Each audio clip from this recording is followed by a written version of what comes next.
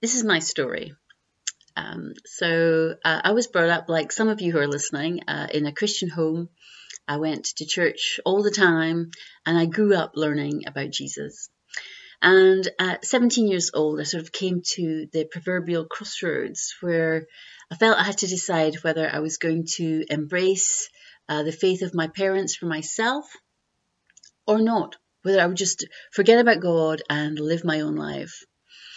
And a lot of stuff happened when I was 17, but I read a couple of verses in the Bible which really helped me make that decision. And they're found in the book of Jeremiah, chapter 29. Not the very famous verses 11 and 12, but actually the two verses that come immediately after that.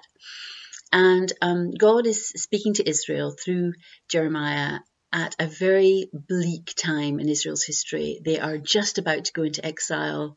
It's a desperate, sad, catastrophic moment in Israel's history.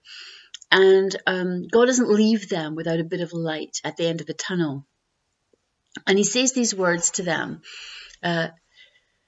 "You will seek me and find me when you seek me with all of your heart. I will be found by you, declares the Lord." And I read those verses and I got them. I understood what they meant. I understood that it was all or nothing, that I couldn't negotiate with God, that I couldn't say, okay, God, you can have Sunday and I'll have the rest of the week. That wasn't how it was going to work. It was everything or nothing. And there was God's beautiful promise there that he would make himself known to his people.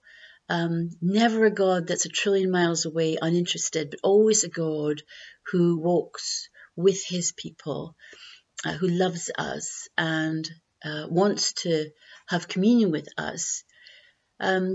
So that was it. That was a decision made for me. And that was an astonishing 38 or so years ago.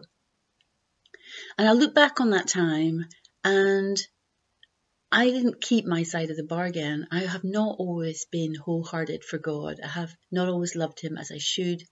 There were times where my heart was quite cold towards him. But God had such a tight grip on me, and he did keep his side of the bargain. He has made himself known to me, as extraordinary as that might sound, through the pages of this amazing living book. I have come to know God as my Heavenly Father, as loving, as very patient, as kind, as holy and awesome. All of these things. God is everything to me in Jesus Christ. And if you're listening to this and you've never considered the claims of Christ, I urge you to do so. There is no more important a question than, is Jesus who he says he is? So that's my story. Thanks for listening.